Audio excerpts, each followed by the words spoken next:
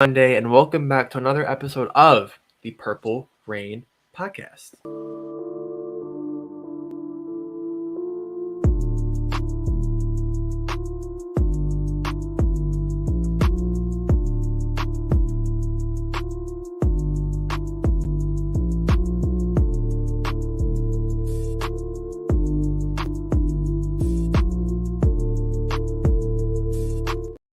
Once again, thank you for coming through to episode 177 of the Purple Rain Podcast. The Matt Burke episode, Bradley Bozeman episode, the Orlando Brown Sr. episode, the Ryan Jensen episode, the Daniel Falele episode.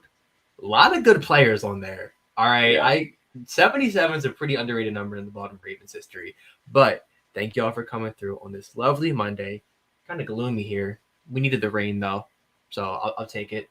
But how are you feeling before we get into housekeeping? How are you feeling? How are you doing on this lovely Monday? I'm feeling like everybody watching right now should like the video. That's how I'm feeling, man. Like the video. Let's go ahead and get that out of the way. Like the video. Helps us out a whole bunch. Helps us out a ton. You guys know that. If you're new here, subscribe to the channel, man. We got a lot more content coming your way. Football season is getting closer and closer, but yet so far still. But we're less than 100 days out. So, man, listen, we're going to be covering football from now until then. So make sure you stay locked into the Purple Rain Podcast YouTube channel. Listen, you can follow us on Instagram at the Purple Rain Podcast, like you see down below. You can also follow me on Twitter or Instagram at Sutton Def, right there. Not too hard. And then my guy over here, Twitter at SimplyAS10, and on Instagram at SimplyAS10.prod. Okay, and then most importantly, as we always shout out, come on now, Manscaped.com. This Sunday, saying it. Father's Day is right around the corner. And by right around the corner, we mean what? This Sunday, like my guy Alex said. So make sure you go on Manscaped.com. I don't think it's too late just yet. It might not be too late. It might be too late. I don't know. I mean, I got to hype it up before Father's Day. I got to hype up Manscaped because I got my hair cut last week. And I was letting my facial hair grow out. I'm like, you know what? I don't like a beard on me, but I didn't want to go full shave. So I popped on a guard, right? Manscaped got the best ones out there. Had a little bit of stubble, and I was feeling good. Manscaped will get you right. It's the guard. I think that's the most underrated part, honestly. I've never had a guard that can keep my facial hair at the length I want it to, not too much, not too short. It's always perfect with Manscaped. Like I said, the boxers too, comfortable as all get out. Yeah, shout out to Manscaped, man. So you get 20% off if you use our code PRP, like you guys see there on the screen. But not only do you get the 20% off, you also get free international shipping, guys. That's the best part. Come on now. Yes. So go ahead and take advantage of that. Go over to manscaped.com and use our code PRP. Let's bring up some people we have in the live chat here. We got a guy from Newark. It says, hit that like. What's going on, man? Thank you so much. We appreciate that. Thea Pennell the Fourth says, hello, Purple Rain Gang. What's going on, my brother? How are you doing today? Simply as 10 says, like the video, man. Yeah. Per usual, man. Like the vid. We got J Prime 235 in the house, says hello. What's going on, Prime? Appreciate you for coming through. Thea Pennell says he's smashing that like real quick. The April 123 is in the house. What's going on, April? We got Void in here as well, man. So we got the Rain Gang in here. We appreciate you guys for coming through to this episode 177 of the Purple Rain Podcast, man. Okay. So a couple things to touch on today. Not a whole lot, but we do have an interesting list coming up for you guys. As you guys can see the title of the video, top 10 most valuable Ravens players. I think it's going to be a pretty interesting little discourse that we have on this episode between me and Simply's list. But first, we did have some news coming out from Adam Schefter today, and my guy Simply was just briefing me on this before we went live. But what did you see from Adam Schefter today about the Ravens? So last week, I believe, was a voluntary minicamp, and now, coming up is mandatory. So I saw Odell will be there tomorrow. Fun fact. But the reason why Kevin Zeitler wasn't there last week is because he is in hopes of a new contract. I believe 34 years old, still playing at a high level, for a right guard at his age. Looking for a new contract on his final year, something to keep an eye on.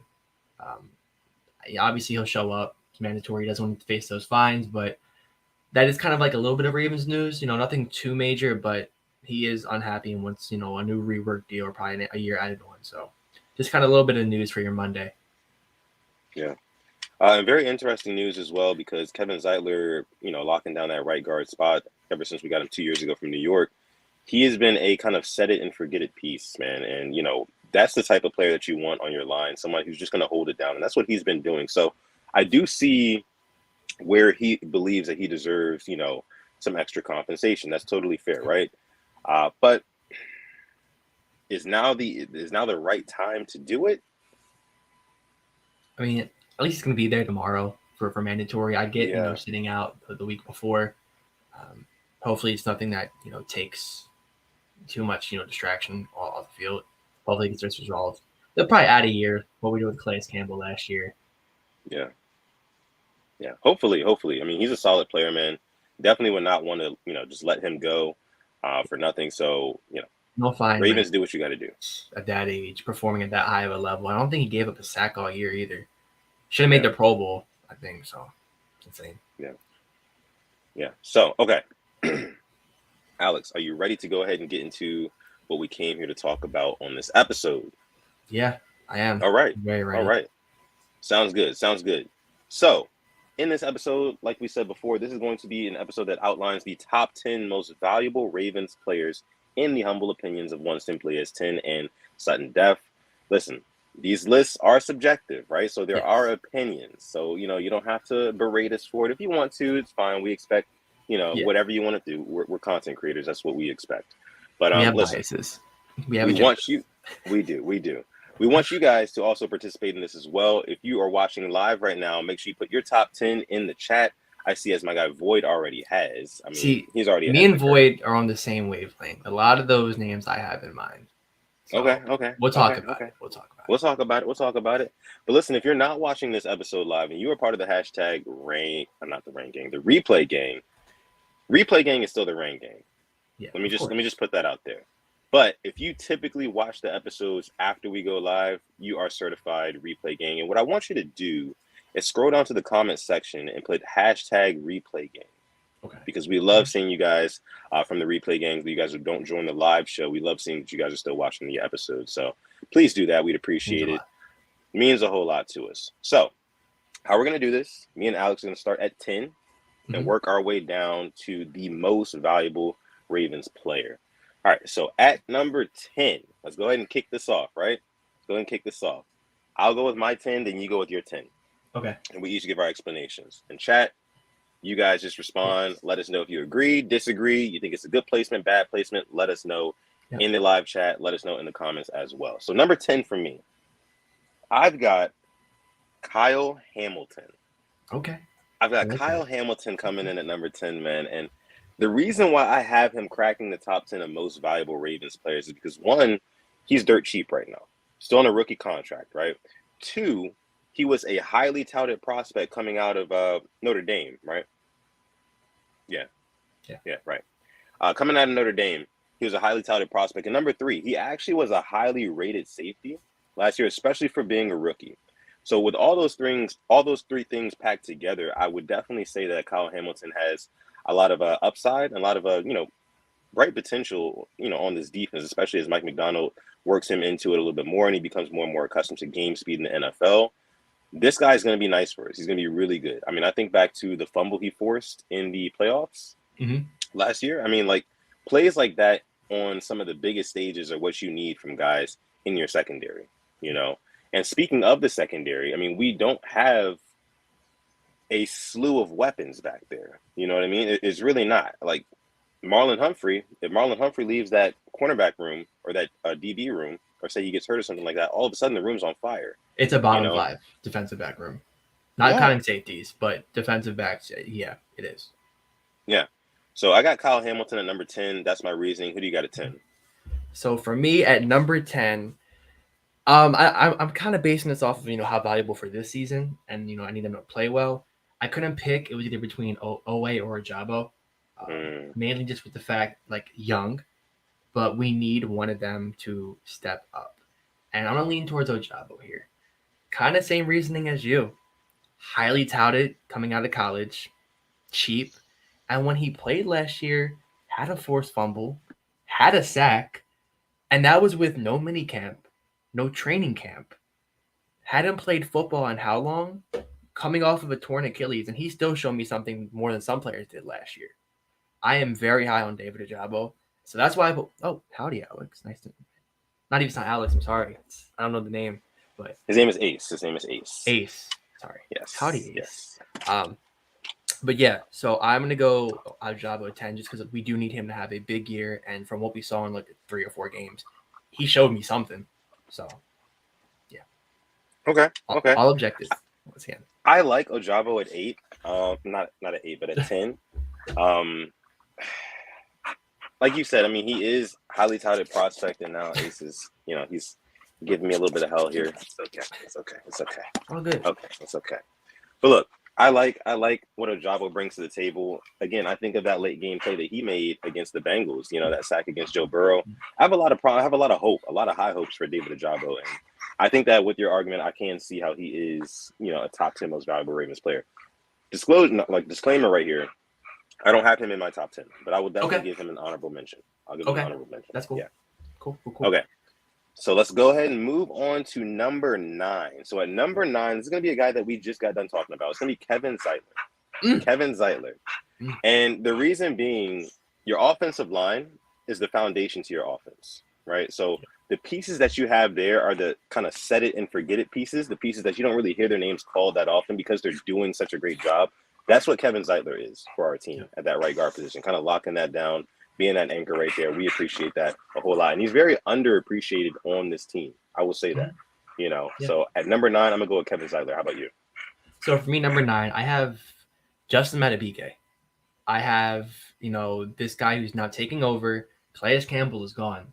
You have to see how thin we are at defensive line. And I think Madubuike has had, a really good year last year. He was getting to the quarterback and he had 4.5 sacks, tackles for losses, tipping balls at the line of scrimmage. He had 3 passes deflected against the Bills when we played them in week 4, showing something. Now it's his turn to take over and be that leader of the defensive line, that void that Calais Campbell has left. And I see him honestly playing at himself out of Baltimore this year, unfortunately. I think he's going to have the contract. Amazing year. And going to price himself out of our range to re-sign him. I hate to say that, but I just think he's going to be that good this year. And that's why I have him up there number 9 for my most valuable Raven. Man, I like that pick as well. But to what you said lastly, if he, I don't see him being able to price himself out of Baltimore, and not because he could never be that good, but more so from the standpoint of the Ravens don't just let go of their homegrown defensive talent like that, just that easily. You know what I mean? So I think that they retain him. I think that they keep him if he plays really well. I mean interior D lineman is a treasure these days. Brandon Williams, 16 mil. So that is true. They don't pay edge rushers, but they pay the big boys. They brought Michael Pierce back. Yeah, they did. Exactly.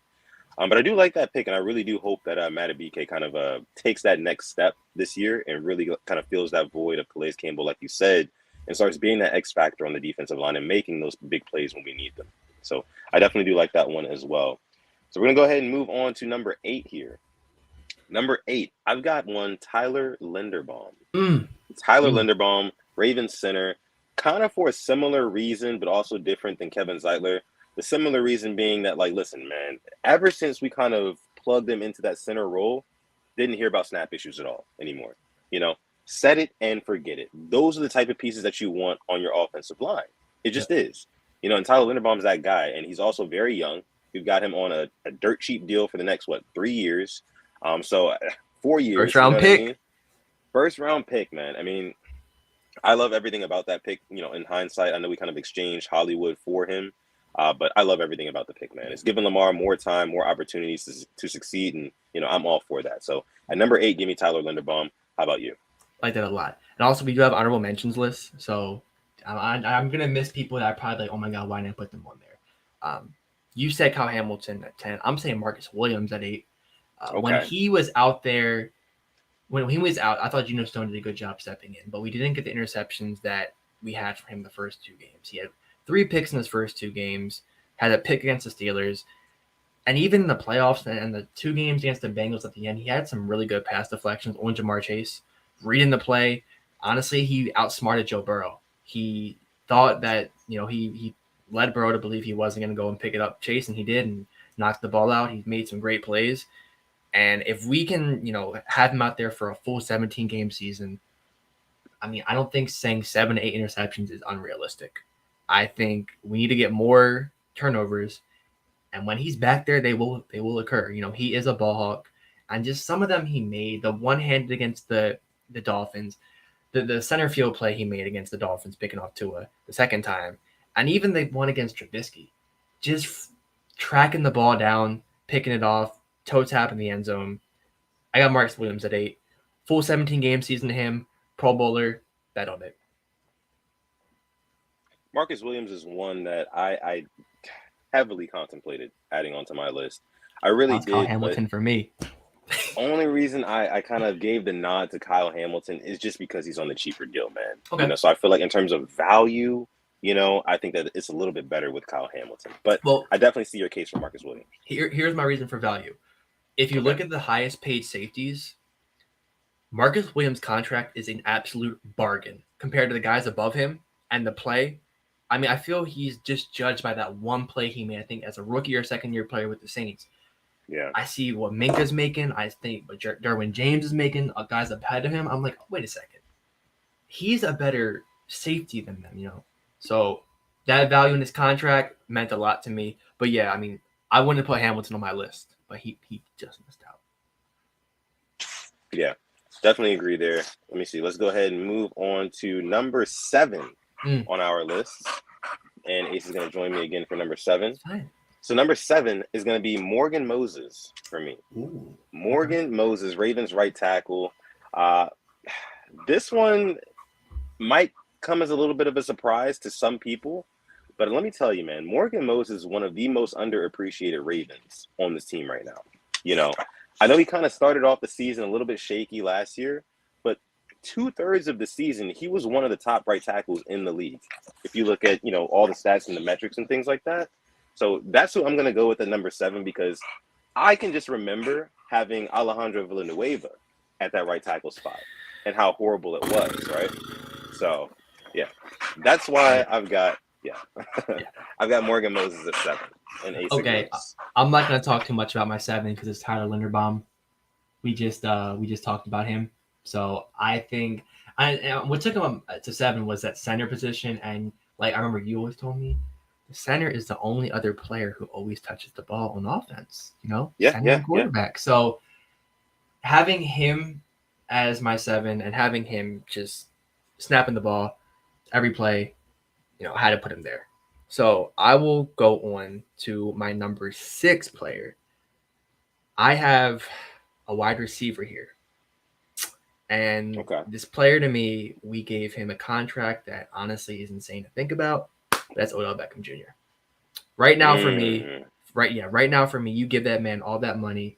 I need you to come in. I need you to put up numbers. I need you to be that quarterback security blanket, that guy that can go up there and get the ball. This could be a little controversial, but to me, for value, there's a reason why we overpaid for him.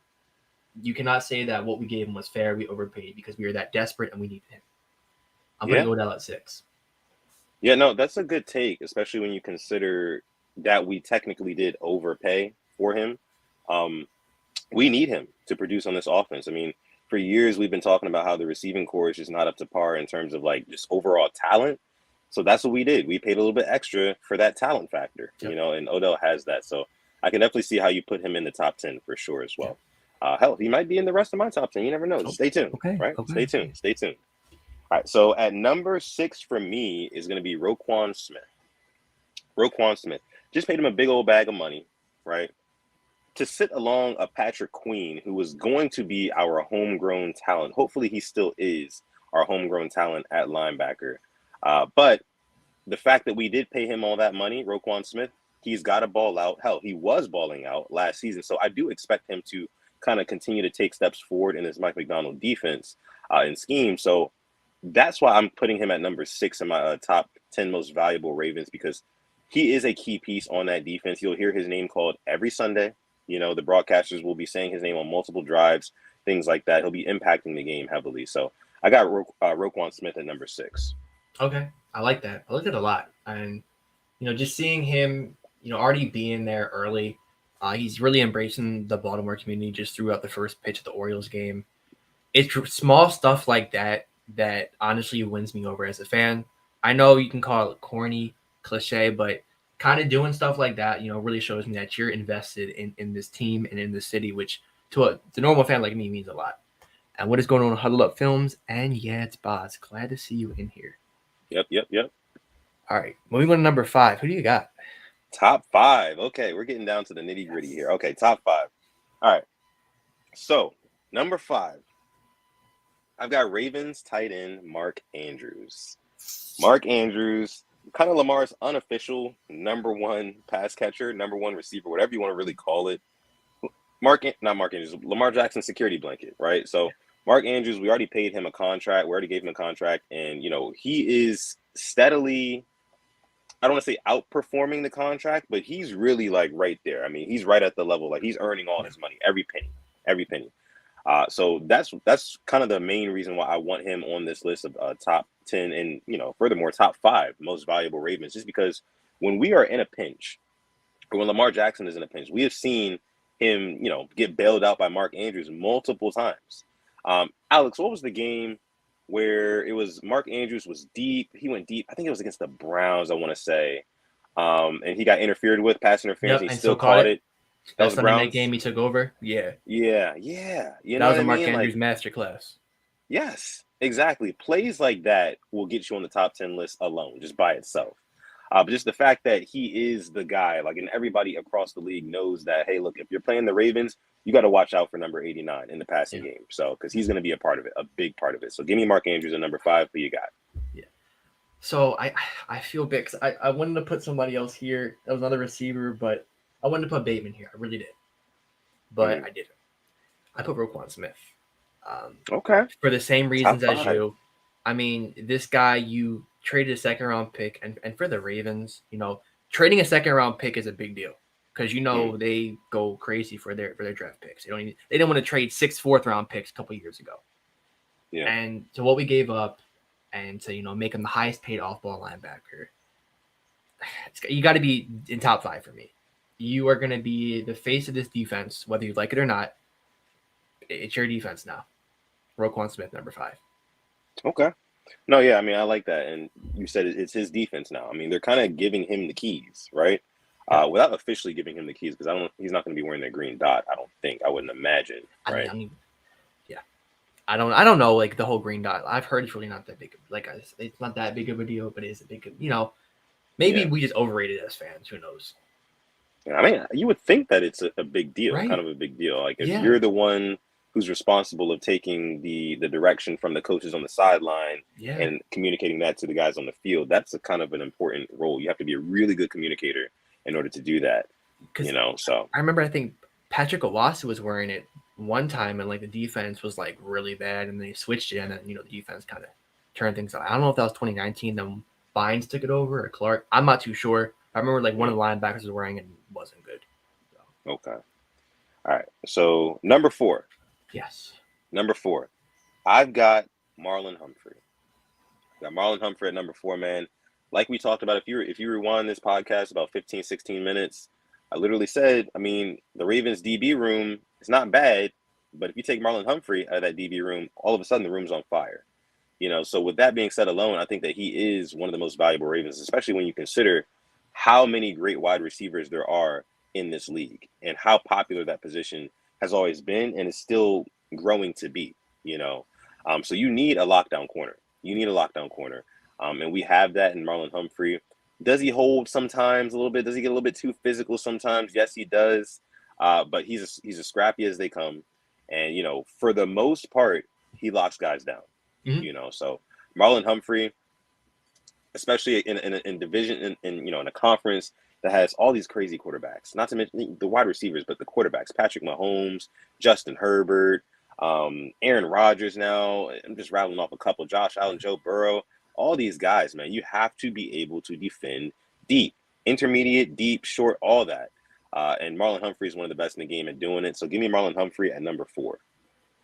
And give me Mark Andrews at 4. I mean, not too much to say. I just think he's Lamar's best friend. He's gonna get the ball. He's gonna feast. He's turned into one of the best blockers as well. He can block. He really improved his game there. I mean, not too much to say. I'm not gonna waste too much time on that. Okay. Yeah. Mark Andrews at number 4 is fair. Very, very fair. Let me see. Huddle It Up Film says opinions on the nickname Zero for Roquan Smith. I like that. I like it. Make the O a 0, and then there we go. Yeah, that would be cool. That would be cool. But he's got to live up to it. You got to live up to nicknames. Like, you know what I mean? He's a really good player. But I want to see impact this season, and like a big impact from Roquan Smith. You know? It's unfair to him. But when I think of Roquan Smith, I just unfortunately think of the play where Najee Harris scored the game-winning touchdown against us. And that's probably the only bad play he had for us last year.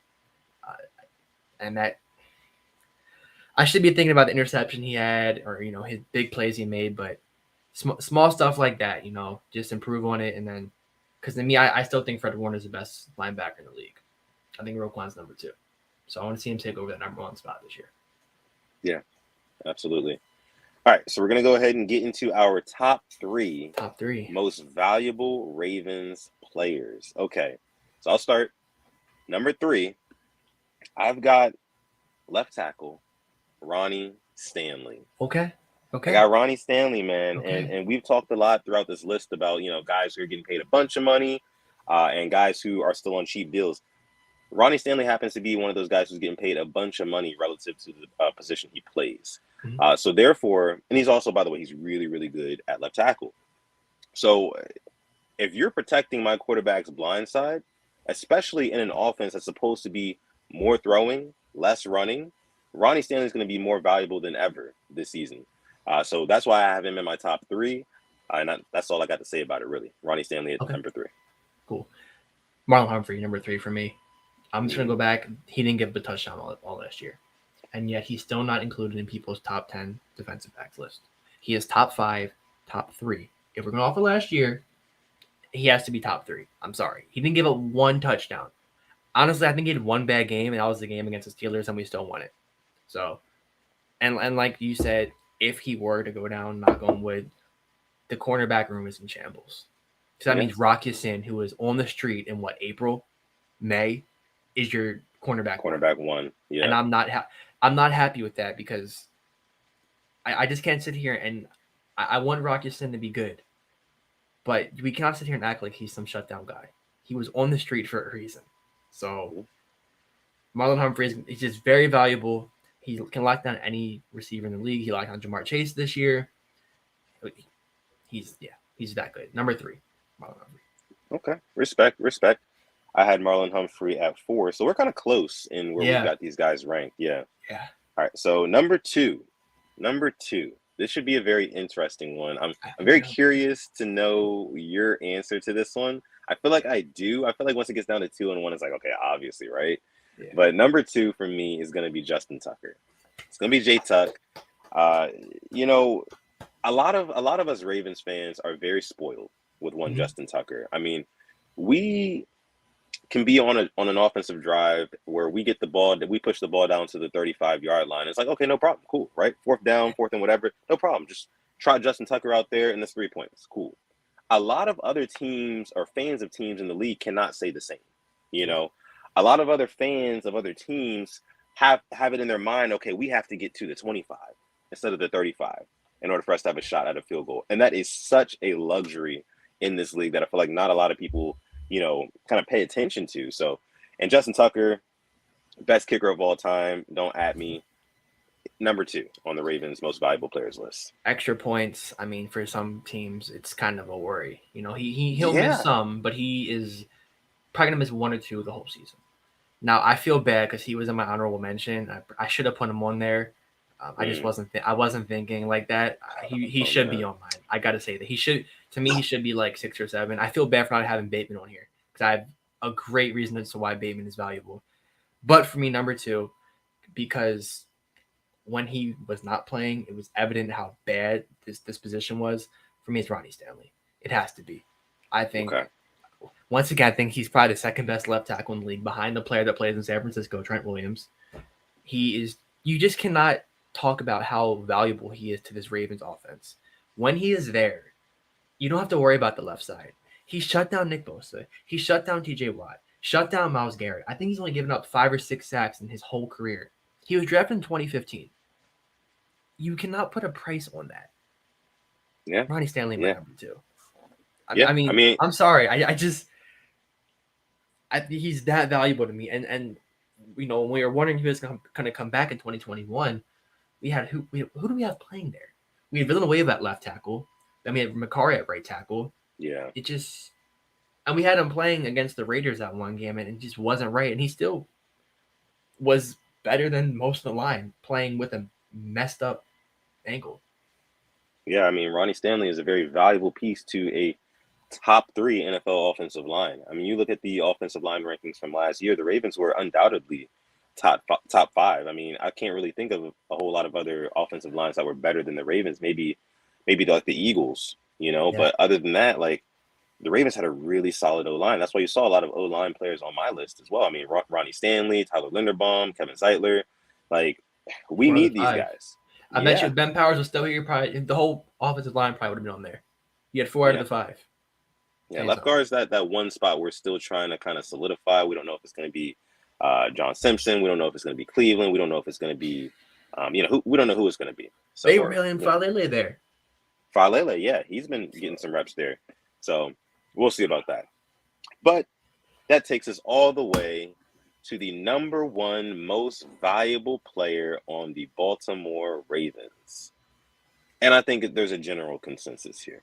We don't have to mince too many words. I'm going to go ahead and let you announce the number 1 after that. I'm going to take a sip of water after that. I'm playing. It's the highest paid quarterback in the NFL history. You cannot put a price on what this man not means to the Ravens team, but the organization, the city, even the marketing. My Siri came up. That's how important he is. But the marketing of the Ravens, when you have Lamar Jackson, it is so easy to get primetime games. They're going to get 4 or 5 every single year when he is your quarterback. Doesn't matter how good he plays. There was been times he was slightly above average, and we're still getting these games. Yeah, Lamar Jackson. Yeah, gotta be Lamar Jackson. Like you said, highest paid quarterback in the league right now, especially annually at $52 million a year. Well deserved. Yeah. I mean, there's like you said, there's just games that he can just flat out take over. It's like a game of Madden. Like his X factor turns on and you just can't stop him. Yep. We can point to multiple occasions where that has happened, and I think that he has his best football in front of him, ahead of him. Like people think, oh, Lamar Jackson, he's a veteran now. He's getting older. He's not going to be able to run, so he's not going to be as effective. No. That's all talk, all chatter from the talking heads up above. But listen, that's going to wrap up our top 10 most valuable Ravens players list. I hope you guys enjoyed it. For the one time, we'll go through our list. 10 to 1, so you can kind of get your overall opinions and kind of give like a grade yourself for our list. So I'll start, and Alex will follow me. So number 10, I had Kyle Hamilton. Number 9, Kevin Zeitler. Number 8, Tyler Linderbaum. Number 7, Morgan Moses. Number 6, Roquan Smith. Number 5, Mark Andrews. Number 4, Marlon Humphrey.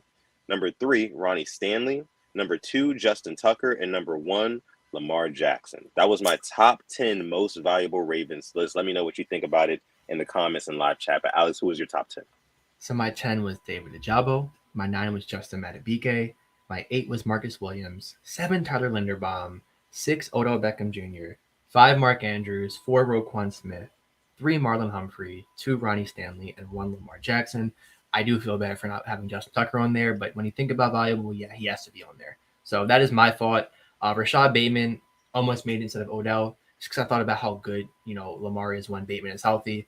But I thought about the contract. I'm like, yeah, like Odell's getting paid, all this money. Like he's got to be valuable. So very fun to talk about, very fun to think about, because I was kind of, it was hard for some players missing out. Like for me missing out, because I feel he is very valuable. But when you take the contract into effect, it's like, well, he's on his 4th year. It's not that much money. If he was extended, maybe he would have made it. And then, for me, I'm kind of kicking myself in the rear end for not putting Justin Tucker on there. But yeah, fun list.